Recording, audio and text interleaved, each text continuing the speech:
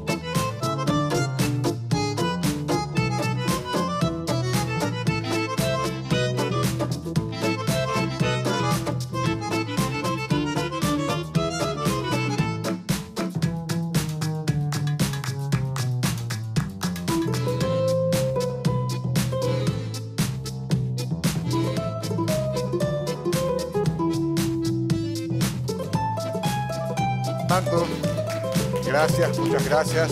El aplauso es para mí, para usted también, ¿verdad? Para usted también. Me gustaría mucho seguir jugando esto, pero tenemos que hacer las cosas en su lugar, ¿no? Cada cosa en su lugar. Estábamos jugando con Walter, tratando de ver quién de los dos derriba esto que se construyó tan finamente. Hay tantas cosas que se derriban en la vida, ¿verdad? Y este es un ejemplo. Si uno hace las cosas bien y no le tiemblan las manos, entonces esto permanece. Caso contrario, se cae. Esta vez no se cayó. Bueno, pero no está demasiado firme para un temblor. No, totalmente. Buenas noches. Espero que estén bien. Bienvenidos a este tiempo de La Gran Apuesta a través de la RCC. Canal 29, Tigo Star. Es un gran privilegio cada vez que iniciamos un nuevo programa con temas muy importantes, con temas relevantes, sin duda alguna, y ustedes van a ser testigos de las cosas que quieren saber. En nuestra sociedad pasan muchas cosas, tenemos muchas preguntas, tenemos algunas confusiones, Walter, sí. Y necesitamos tener con nosotros acá dentro de, digamos, este set remozado un poco. Hoy tenemos una mesa que al llegar nos dio una tónica diferente, ¿no? Sí. Una tónica diferente, es lo que más se asemeja a un lugar donde la gente va a jugar las cartas, donde va a un casino, ¿verdad? Sí. No es un casino esto propiamente, pero tenemos este arreglo de tal forma, ¿por qué no?, a llamar la atención de muchos y encuentren sobre esta mesa una pregunta. ¿Qué es lo que va a acontecer, ¿verdad? Sí. ¿Qué es lo que va a suceder? Y bueno, cuando uno ve una mesa como esa, creo que uno piensa en una apuesta. En la apuesta, por cierto. Se va a apostar, Sí, se va a apostar. sí. Y todos apostamos en realidad, todos los días. Podemos apostar a ir a trabajar o a quedarnos en casa. Podemos apostar a lo bueno, a lo malo. Todo el tiempo apostamos algo. A ver un poco si yo, usted, ¿quién de los dos tenemos más números? Me va con el 5, ¿y usted? Te vas con 5. Ahora yo te... No, te gané. Siempre dije que tú eres más hábil en muchas cosas. Señores, estamos acá para compartirles la gran apuesta en la noche de hoy. Sin lugar a dudas, cada vez que nos encontramos tenemos nosotros la gran expectativa de encontrarnos con personas del ámbito, en este caso de la economía, de las finanzas, de lo que tiene que ver con las transacciones comerciales, especialmente en la aduana, por ejemplo, y enseguida les vamos a presentar a nuestros invitados. Quisiera recordarles que estas son nuestras nomenclaturas, RCC TV. Por ejemplo, si usted va a buscarnos por Instagram, estamos en @rcc.py. Tenemos Twitter, sería @rccpy, y el WhatsApp 0981-740-349. Quiero recordarles que Inverfin tiene una oferta muy, pero muy especial por el Día del Padre. Entonces, esto es lo que quiero contarles al respecto. Mamá, papá valen por 3, por eso Inverfin los premia. Queremos premiar a cada tipo de mamá y papá, además de 250 sorpresas. Es muy sencillo. Comprando un producto ya estás participando. Por la compra de las marcas Taiga, Fama, Sky, Beko, Good Weather y algunos muebles, podrán duplicar sus cupones. ¿Y vos cuál de los 3 tipos de mamá y papá tenés? A los chefs Le equipamos la cocina o el quincho. A los deportistas un gimnasio completo más ropa deportiva. A los viajeros un Volkswagen Gol 0 kilómetro y eso es una cosa extraordinaria. Tenés tiempo entonces de participar hasta el 29 de junio. Y para más información, entérate las bases y condiciones en www.inverfin.com.py o llama al 288-3000. Inverfin, tu espacio, tu hogar. Enseguidita vamos a tener aquí a nuestros invitados, ¿sí? Pausa.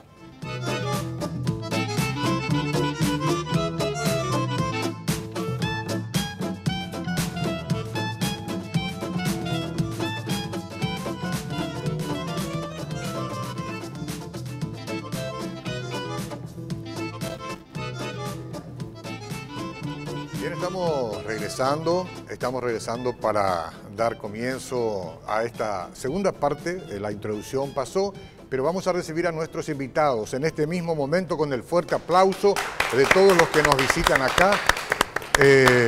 Inmediatamente que los tengamos, aquí los tenemos. Buenas noches, bienvenidos. Está con nosotros Joshua Abreu. Saludos, hola Joshua, por favor tome asiento. Y también Julio Fernández. Joshua Abreu, presidente de la Comisión de Valores.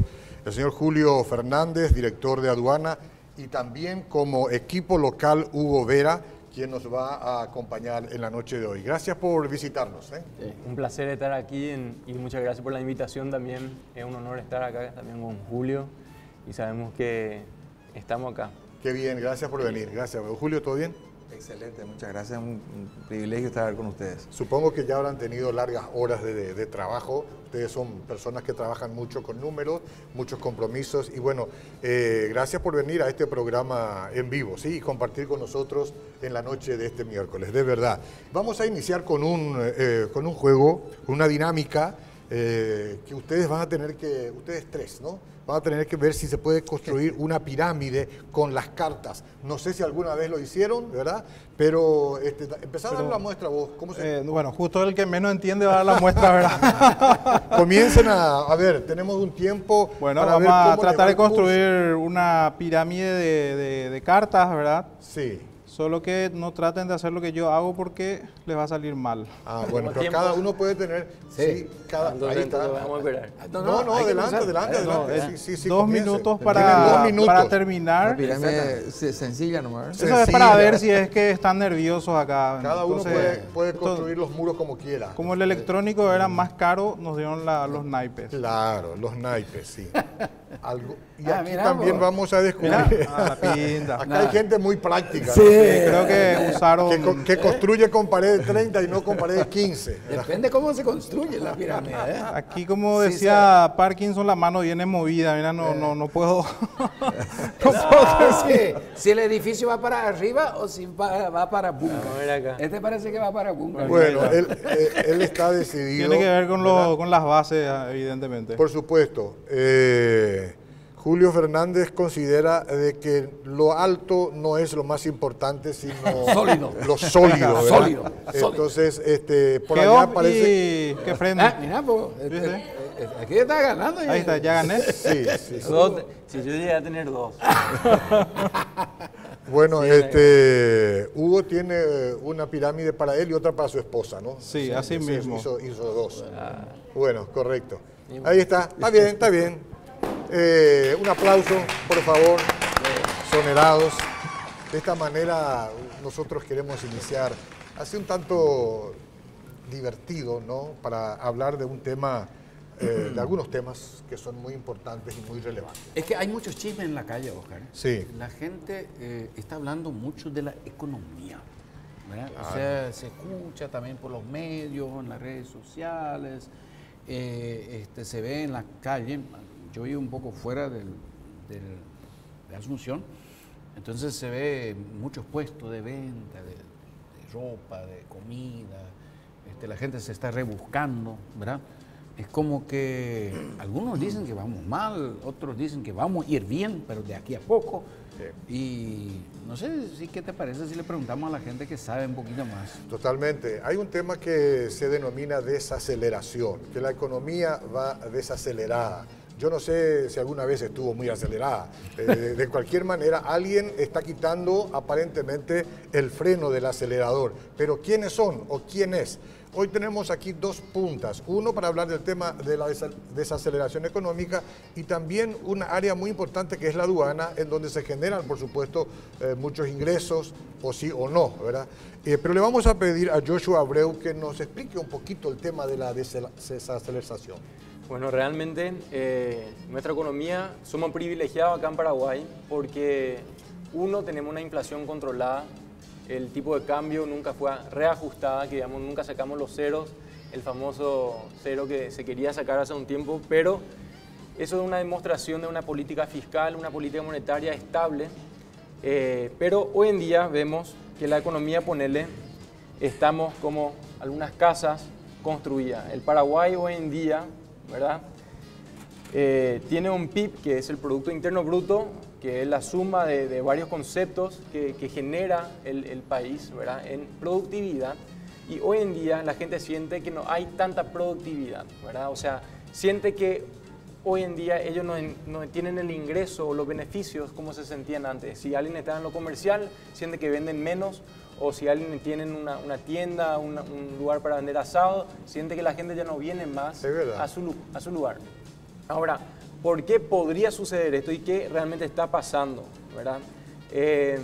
Yo no estoy en el Banco Central, estaba en el Banco Central anteriormente, ahora estoy en la Comisión Nacional de Valores, pero lo que vemos dentro del país, hay una desaceleración, así como mencionaste, justamente en marzo creo que estuvo una caída de 2% y en abril más o menos de 4%, pero en total la proyección del Banco Central para el crecimiento del país está en 3.2 actualmente.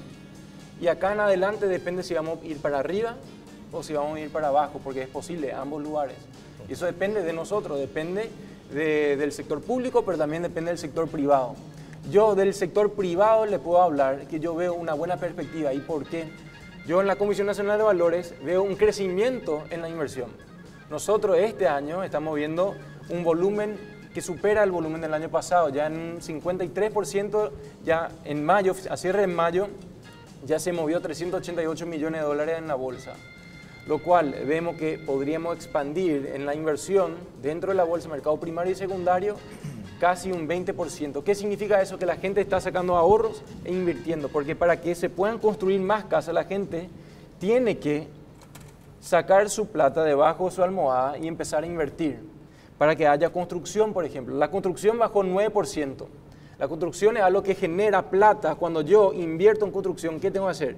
Ahí tengo que comprar ladrillos, ahí tengo que contratar mano de obra, ahí tengo que contratar la parte para hierro y tema para pilares. Entonces esto genera plata en la mano de obra y también en los comercios, en la cual ellos pueden gastar en comida, gastar en pañales, gastar en todo lo que sería en la economía. Entonces, sectores importantísimos dentro de la economía están sintiendo esa desaceleración. Construcción, por ejemplo, realmente está número 3, la agricultura número 2, que decayó bastante. Eso por un factor externo, los precios de los commodities, tampoco la soja tuvo el rendimiento que se esperaba.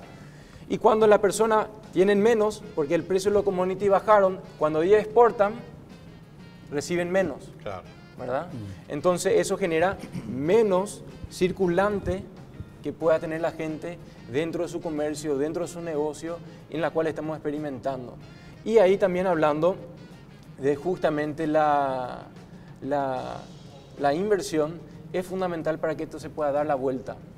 La inversión es fundamental para que nosotros podamos convertir lo que era el ahorro que estaba parado ahí para generar algún tipo de circulante dentro de la economía. Y para eso estamos nosotros tratando de crear el ambiente para eso. Pero lo que me llama la atención y quiero preguntarles un poco a Hugo, ¿verdad? Sí.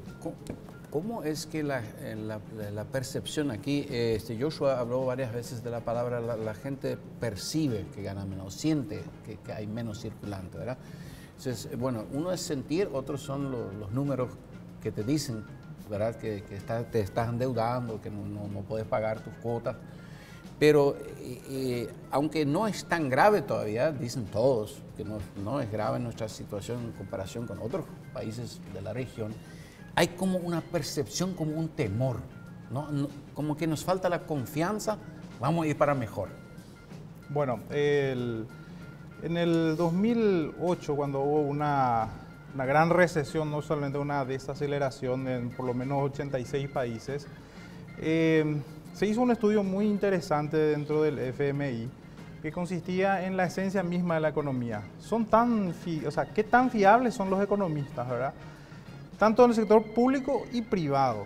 Ellos se dieron cuenta de que todas las predicciones que habían en ese momento realmente no llegaban ni al 10% de acierto.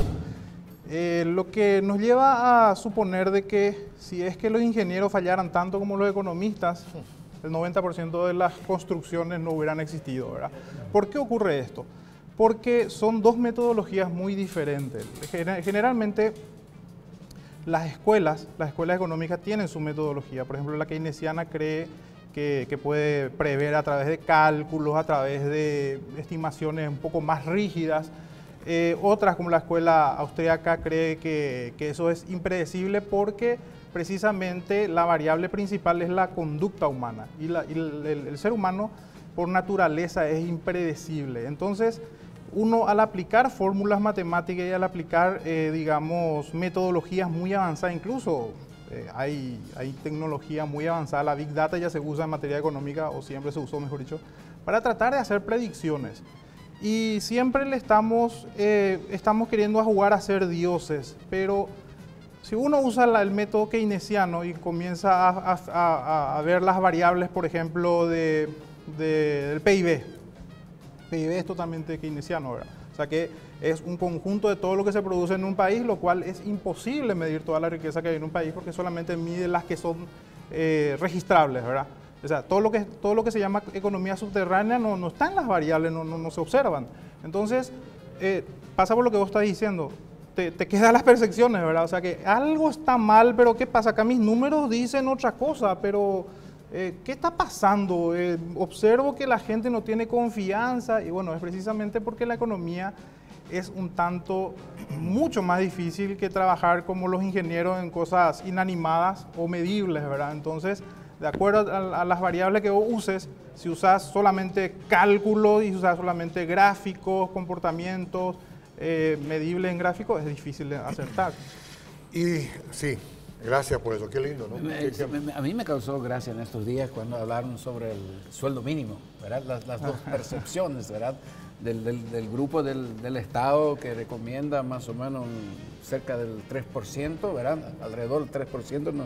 Pero el otro grupo dice, nosotros tenemos las mismas estadísticas que ellos y según nosotros leemos la estadística, 30%. O sea, uno dice 100.000, el otro dice 700.000, ¿verdad? Leen el mismo informe. Ahora, que si uno lee en griego, otro en hebreo, no sé con qué abecedario se lee un informe financiero. Muy bien, Walter, muy bien. ¿Cómo están las gestiones, tu gestión en aduana? ¿Se siente recesión ahí o está ingresando mucho dinero? No, la verdad que sí, efectivamente hay una desaceleración real, porque los ingresos tributarios tienen una correlación muy fuerte con las importaciones, porque Paraguay no recauda por exportaciones, nosotros recaudamos por importaciones, o sea, las exportaciones están exoneradas en general. Entonces, 2018 nosotros tomamos, la gestión nuestra arrancó en agosto del año pasado y terminamos con varios meses, tuvimos récord históricos, ¿verdad? Y ahora, estamos nadando contra la corriente fuertemente y tuvimos pequeñas caídas, pero con mayor eficiencia logramos que esas caídas no sean elevadas. Por ejemplo, incluso ahora, cerrando mayo, tuvimos un crecimiento de 2.4%, mientras la cantidad de camiones que traen productos importados cayeron 25%. Y la cantidad de contenedores tuvo una caída del 13%. Entonces, no se corresponde el crecimiento pequeño que tuvimos con la caída. pero en realidad lo que logramos fue un mayor rendimiento tributario, le llamamos, porque por la misma cantidad de mercadería se recaudó más, es decir, se formalizó más la economía, o sea, digamos la recaudación, por el hecho de que estamos aplicando tecnologías y sistemas de información anticipada, que nos permite disminuir el margen de maniobra del factor humano. Entonces, al disminuir el margen de maniobra del factor humano, hay, digamos, menos probabilidad de corrupción o de evasión. Sí. Entonces, pero sí, hay desaceleración. No obstante, digamos, no estamos en niveles críticos como se podría pensar. ¿Qué está pasando en Ciudad del Este? ¿Me puede dar un pantallazo de lo que sucede? Porque se habla mucho de que Ciudad del Este está parado, que no está caminando, que no viene gente, que los brasileños no llegan. ¿Eso es una realidad? Es una realidad. Resulta que el efecto tipo de cambio, la pérdida del poder adquisitivo que tiene la moneda brasileña es muy fuerte. Es decir, que cuando pierde poder adquisitivo la moneda de un país, obviamente pierde capacidad de compra. Entonces, no solamente pasa con Brasil, pasa con Argentina. También. Sí. Y entonces eso implica obviamente que hay menos compristas, menos turistas de compra que vienen a comprar masivamente. Entonces se nota eso evidentemente porque Ciudad del Este, si bien está apuntando a ser una ciudad, Alto Paraná, a ser un departamento industrial en el largo plazo, todavía depende muy fuertemente del comercio. Entonces es muy vulnerable o muy dependiente de lo que pase. Pero una situación cíclica es esa, ¿no? Es cíclica, ahora está, digamos, resulta que justo hay una coincidencia en que hay una tormenta perfecta, como decía digamos, un opinólogo. En este momento hay digamos, una lenta expansión o caída casi de la economía brasileña, también de la Argentina. En algún momento la crisis de los países vecinos nos sirvió a nosotros, por el hecho de que la estabilidad, como decía Joshua, la estabilidad financiera, la solvencia financiera, las políticas macroeconómicas son muy prudentes en Paraguay, tenemos una inflación casi de primer mundo, entonces, y una política fiscal prudente, dan bastante previsibilidad a la economía paraguaya. Entonces la crisis argentina nos trajo cantidad de inversionistas en Paraguay y muchas empresas que tienen altos costos en Brasil empezaron a instalarse en Paraguay por el hecho de que acá, digamos, la mano de obra es más barata, las cargas sociales son más bajas, hay energía abundante y por otro lado hay, digamos, una inflación relativamente estable y tenemos un mercado otra vez cercano a Paraguay que es realmente grande. Eso forma parte de la inversión privada que hablaste vos. ¿De cuál? Estamos hablando de las maquilas, sí, efectivamente. Forma parte de así la es. inversión. Sí. Y hay muchas personas que vienen justamente hacia la zona de Ciudad del Este para maquila, muchos brasileños inclusive que quieren emitir vía bolsa y por eso yo me entero de la parte de la inversión privada. Y justamente argentinos y brasileros, Argentina está con una inflación de 53%, la tasa del Banco Central está por los 70 y algo por ciento. Imagínense, nuestra tasa del Banco Central acá son 4.75. Y justamente lo que mencionó Dimitro es que cuando le va mal la gente recurre a un país más estable. Pero ¿qué es más criticable, la inversión privada o la inversión pública?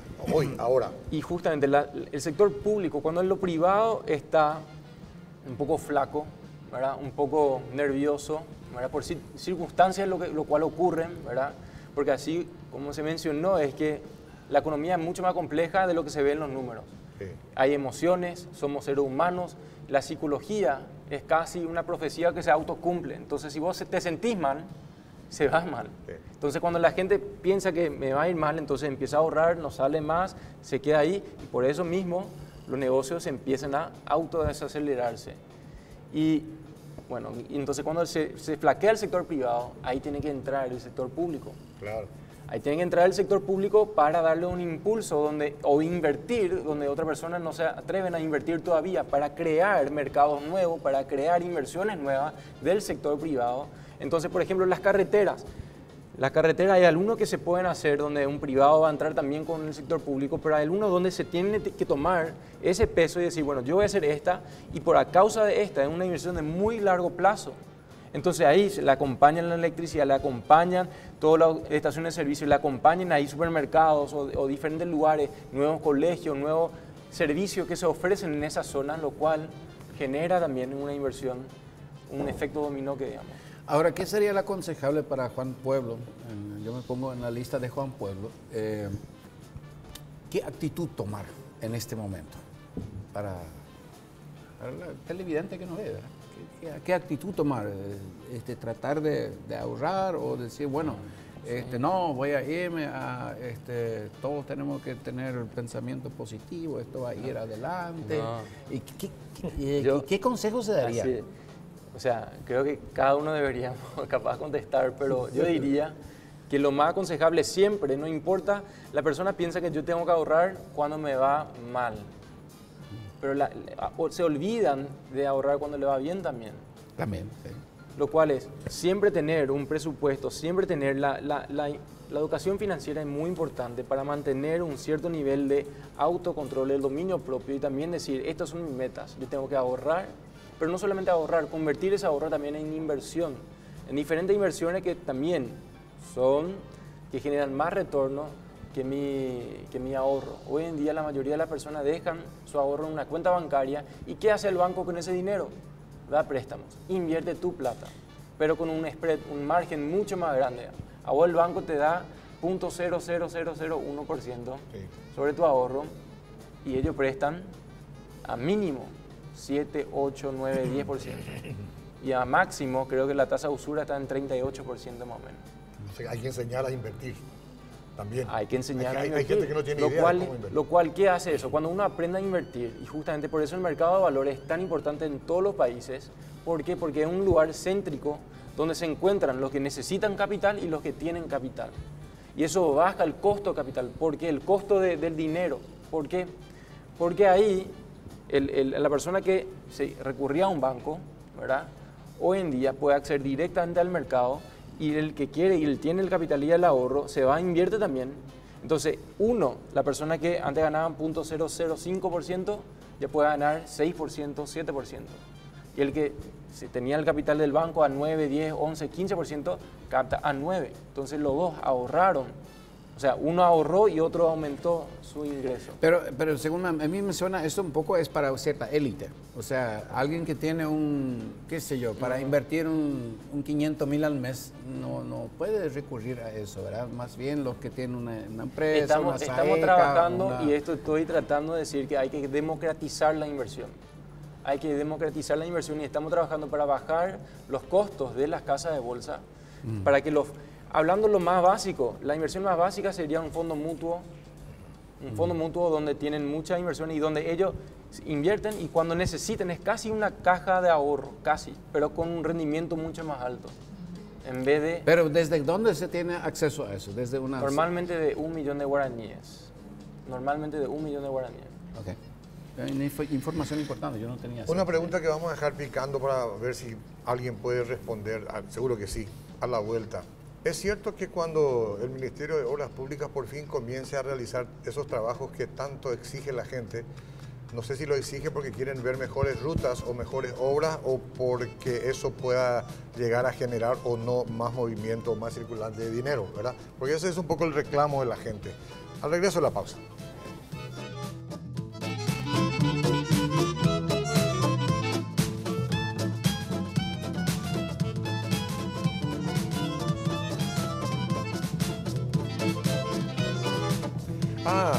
Esto es la gran apuesta. Llevaron los dados o si no te desafiaba uno, ¿eh? A ver quién.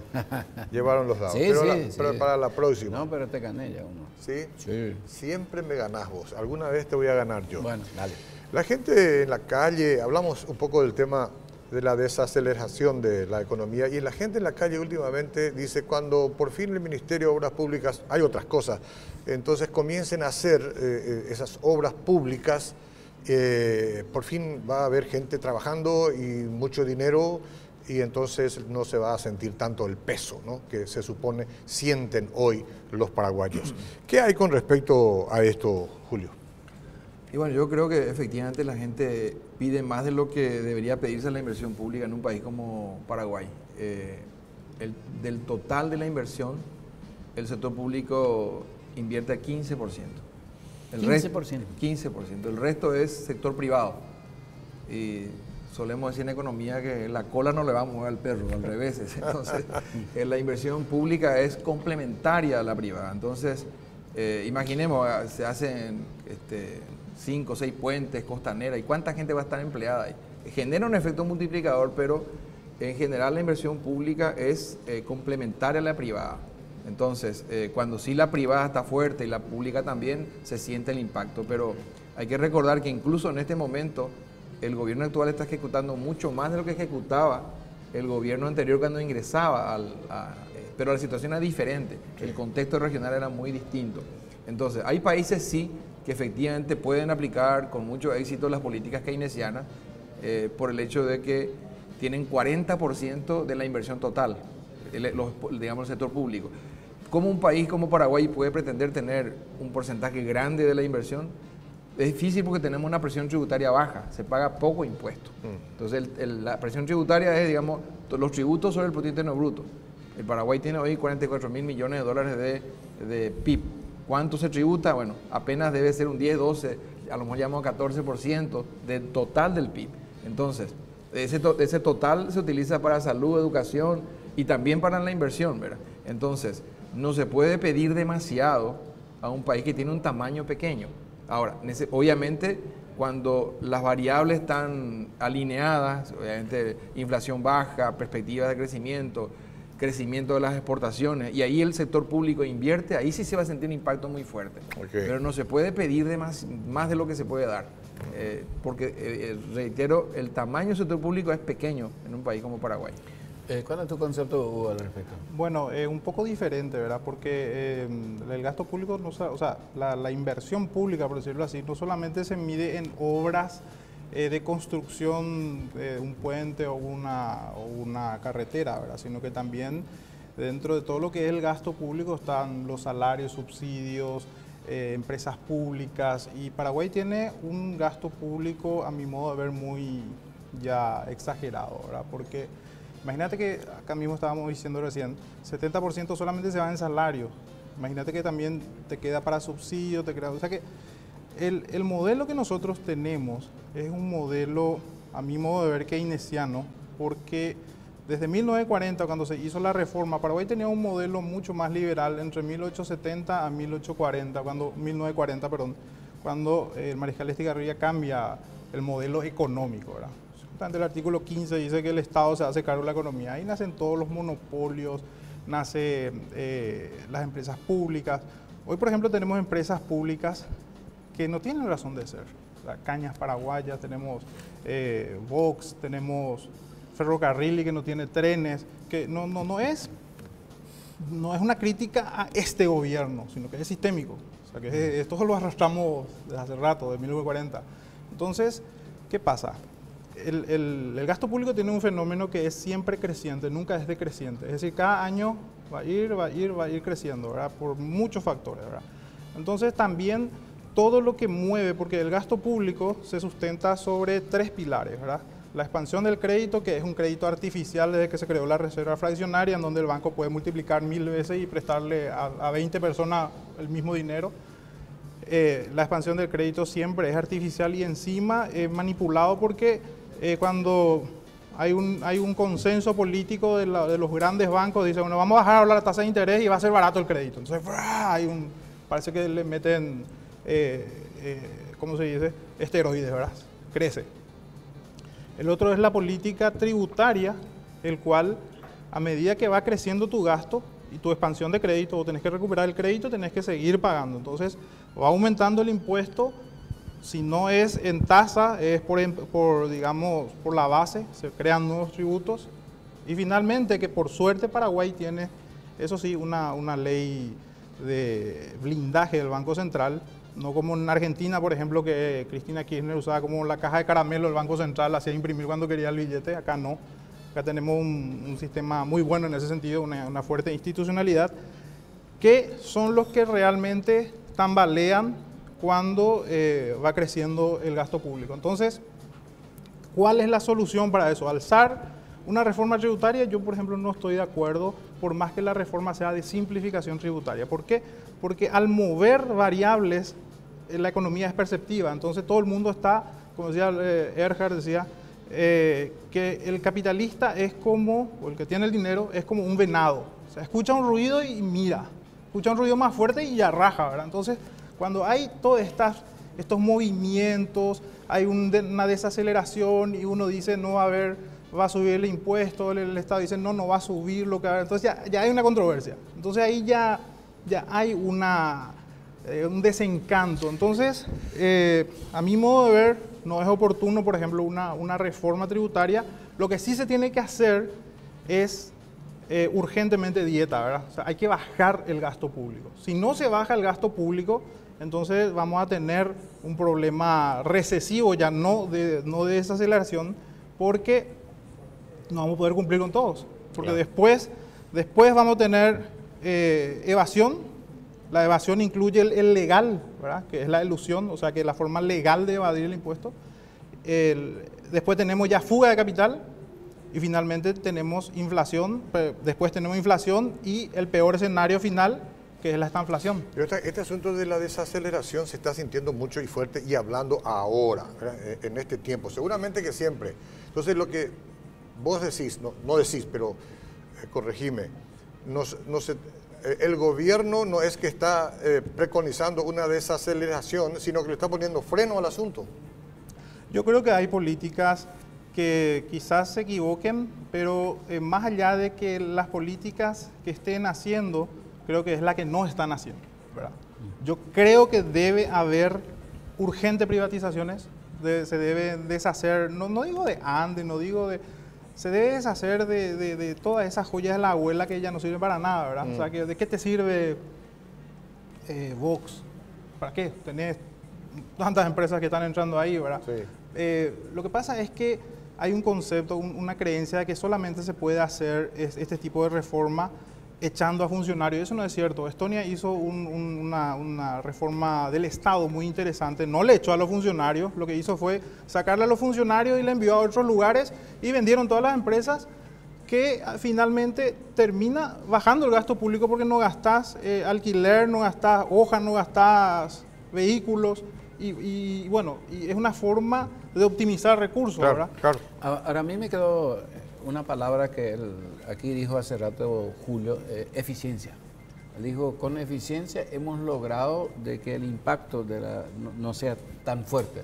Y Joshua, ¿no sería esa una de las palabras que deberíamos, o sea, tanto el Estado como cualquiera, ¿verdad? Buscar la eficiencia, o sea, buscar ser lo que es justo, lo que no... porque cuando hablamos de inversión pública, ¿por qué también no funciona? Porque tal vez el 30 o el 40 o 50% se va a donde tiene que ir, el resto sirve para algunas estaciones intermedias, cosas como esas. Entonces de repente no hay eficiencia, ¿verdad? Creo que uno de nuestros grandes temas en este momento es una gran oportunidad para la eficiencia. Estoy de acuerdo. Normalmente en el mundo el sector público es sinónimo a ineficiencia, ¿verdad? Y eso anteriormente era mi mismo modo de pensar. Yo decía, no, todo se tiene que privatizar, todo tenemos que hacer así, así, así. Lo cual estoy de acuerdo en ciertas circunstancias, pero también estoy de acuerdo que el gobierno tiene que tomar la rienda en ciertas otras áreas, especialmente donde el sector privado no es a veces conveniente o inclusive lucrativo en cierto sentido, en ciertos momentos, porque son de muy largo plazo, ¿verdad? Imagínate, Inglaterra inclusive emite deuda a 50 años hoy en día. Pero la eficiencia es sumamente importante y eso yo veo justamente en diferentes lugares dentro del sector público. Hay una agenda para digitalizar y traer esa eficiencia. Papel cero yo estoy tratando de implementar en CNB, en la CNB. Estamos hoy en día preparando mecanismos donde la persona puede registrar sus acciones, sus bonos, todo de una manera digital. Hoy fue la primera emisión de la acción digital. Wow. En Paraguay. Hay que celebrarlo. Paraguay fue uno de 2 países en Latinoamérica que todavía tenía acciones cartulares en papel, lo cual no es transparente, no es fácil de negociar y demás. Entonces, ¿qué hacen? Parecen pasos pequeños, pero en el mundo financiero son pasos fundamentales para tomar para que una empresa el día de mañana que quiere capital, lo cual sin capital no hace la inversión. El emprendedor necesita capital. Los startups necesitan plataformas en la cual pueden acceder a capital. Hoy en día la asimetría de información es enorme en Paraguay. CDAs, vos te vas a un banco, te dice una tasa, te vas a otro banco, te dice otra, te vas a otro banco, te dice otra, el mismo plazo, misma calificación, ponele. Hoy en día ni miden la calificación. Sí. Pero hay asimetría de información porque no hay la digitalización de esos procesos y un mercado financiero eficiente. Y justamente, hablando del mercado de capitales, que yo mismo me estoy golpeando porque yo y todos dentro de nuestro mercado sabemos que estamos en un proceso de crecimiento y firmemente creemos que vamos a ser parte. Por eso le dije, estamos en 3.2, hoy en día proyectado a crecer.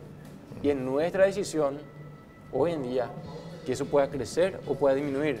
Hay proyecciones de 2.8% ya. Eso no puede decidir Brasil y Argentina. Podemos decidir nosotros, en Paraguay. Yo personalmente creo, obviamente la gente puede diferir de mi opinión, Brasil hoy en día está en su propio campo, están con inflación de 4.8 más o menos, crecimiento de 1.2, está con la parte política. Los brasileños hoy en día no van a estar ahora mismo invirtiendo. Argentina también están con elecciones a fines de año. Es un momento donde, no quiero decir que yo siempre me gusta depender de algo interno en vez de algo externo. Tomar medidas que yo puedo hacer hoy. No está sujeto al tema de la oferta y la demanda, esa cuestión de las diferentes tasas del banco. ¿No? No es así, no funciona así. De que uno cobra más y otro menos intereses. Tiene que estar igualado. Si es eficiente, sería así. Hoy en día no es. Ah, pero es lo ideal. Es lo ideal. Claro. Ok, perfecto. ¿Querés fundamentar algo más al respecto? No, básicamente, al decir de la dependencia interna, yo creo que la salida en este momento, en el caso de Paraguay, viene más por el lado de la política monetaria, más que por la política fiscal, ¿verdad? Porque ¿quiénes están ganando plata en este momento? En este momento de crisis, ganan los bancos. ¿Por qué ganan los bancos? Porque hay una tasa de interés bastante elevada. Ahora le están haciendo presión a algunos restaurantes, a ciertos bancos, por culpa de las tarjetas con intereses muy elevados. Entonces, si digamos, la banca, digamos, baja las tasas de interés, y eso, digamos, mucho depende del Banco Central también, ahí el sector privado puede dinamizarse. Entonces, y hay recursos, hay liquidez suficiente en Paraguay para eso. Ahora, hablando de eficiencia, lo cortito nomás, yo creo que sí hay ejemplos de alta eficiencia en Paraguay. Fíjense el ganado paraguayo, ¿verdad? Tiene un mercado extraordinario, digamos, está creciendo. ¿Y qué institución pública está colaborando? Es Senaxa, ¿verdad? Entonces hay una combinación entre Senaxa, que es sector público, sector privado, y ahí hay una complementación y realmente ahí el sector público cumple un rol fundamental. O sea, no necesariamente es ineficiente el Estado, o sea, puede haber empresas que efectivamente impacten. Pero creo que además de ser prudente en la política fiscal, la política monetaria ahora es clave en este momento, digamos, de necesidad de inyección de inversiones en Paraguay. Si las reglas son claras y son justas, ¿verdad? Bueno, uno que tengamos reglas, ¿verdad? Sí, deben ser justas. De hecho que todo el siglo XX, y yo creo que hasta ahora todavía sigue dominando un mito muy fuerte, o varios mitos en economía, de que la causa del desarrollo viene por sus recursos naturales, por su educación, por su religión, o una serie de cosas que justamente un premio Nobel en economía del 91, 92, no recuerdo bien, Douglas North, demostró de que eso no es así. O sea, que un país se desarrolla o se va a pique sencillamente gracias a sus reglas. Si sus reglas son buenas, justas y mínimas, ese país se desarrolla. Gracias. Qué impresionante todo lo que podemos rescatar hasta aquí de nuestros invitados. De verdad hay mucha luz sobre esta mesa y ustedes, por supuesto, sacando conclusiones. Y a propósito de luz, este es un programa en el que acostumbramos también a hacer una reflexión final a cargo de mi compañero Walter Neufeld y conectarlo a eso que también es tan importante, que la gente lo tiene desacelerada muchas veces y otros que van en un buen orden, superándose cada día. Es el aspecto espiritual. Y Walter tiene algunas palabras finales. Para algunos tal vez les parece contradictorio. ¿Qué esto tiene que ver con nuestra vida espiritual? Tiene que ver muchísimo, porque muchas enfermedades de la economía evidentemente tienen que ver con enfermedades espirituales, ¿verdad? La honestidad versus deshonestidad, la codicia, el desmedidamente aprovecharse el uno del otro, muchísimas reglas de juego de nuestra vida cotidiana dependen de las reglas espirituales que Dios ha establecido. Y para aquellos que creen que eso no corresponde a la realidad, sea católico, sea evangélico, aquellos que creen, por ejemplo, en la Biblia habla 10 veces más del dinero que de la salvación. Nosotros creíamos que la espiritualidad era para alguna gente más o menos desconectada con la realidad. Señores, señoras, no es así. Si hoy pasamos un momento difícil, en una parte también es porque nosotros nos hemos alejado de principios que Dios ha establecido para que vivamos todos dignamente en esta tierra. Porque esta tierra paraguaya es un regalo, la naturaleza es un regalo. Luego nosotros lo repartimos, no vendemos, compramos, pero Dios lo creó, nos lo nos regaló la vida, los recursos, la inteligencia, la capacidad, Dios lo ha regalado. Ahora, ¿qué hemos hecho nosotros con eso? Bueno, lo que hoy tenemos en la mesa. Y aún tenemos que decir que con una gran misericordia de Dios que nos trata como un Padre que nos ama. Pero desde esa mesa yo quiero pedirles que es tiempo de volver a los principios de Dios, reconocerle a Dios como nuestro Creador, como aquel que nos ha dado la vida, volver al amor, amarnos como paraguayos, confiarnos unos a otros, volver a la verdad, a la honestidad. Todos esos valores están cuando usted se reconcilia con Dios. A mí me da mucha pena que en este tiempo muy difícil para muchos por el simple hecho de la naturaleza, las inundaciones, poco se escucha un Padre Nuestro, una oración, un clamor al cielo. Estamos buscando soluciones abajo que solamente están arriba. Y nuestro punto de conexión al cielo, Dios lo ha establecido a través de la persona de Jesucristo. Sí, no es ridículo, nos puede gustar o no. Dios lo estableció así, así es. ¿Quiere usted relacionarse con Dios? Con esa bendición que necesita el Paraguay, que necesita el gobierno, que necesita el sector público, privado, que usted y yo necesitamos. Esa bendición Dios nos puede dar. ¿Quiere pedirlo? Le invito a orar conmigo esta breve oración. Dios, yo entiendo que me he alejado de ti, te he olvidado, y he olvidado lo que tú me has recomendado. Hoy me arrepiento, te pido que me perdones, y gracias, Jesús, que diste tu vida para perdonarme. Ruego que entres en mi corazón, que me conectes con el Padre, que puedas restaurar mi vida, mi familia, mi economía, restaurar nuestra nación. En tu nombre, Jesús, oramos. Amén. Gracias, muchas gracias, Walter. Muchas gracias, Joshua Abreu, por estar con nosotros, por compartir. Gracias, Hugo. Gracias por tu tiempo también. Ha sido un privilegio realmente. Julio Fernández, muy amable por acompañarnos en esta ocasión. Y esperamos pronto volver a estar aquí, de esta manera tan dinámica, tan alegre, para seguir sacando sanas conclusiones. Y esta reflexión final que hace que el programa haya sido completo. Hasta la próxima. Hasta la próxima. Hasta la próxima.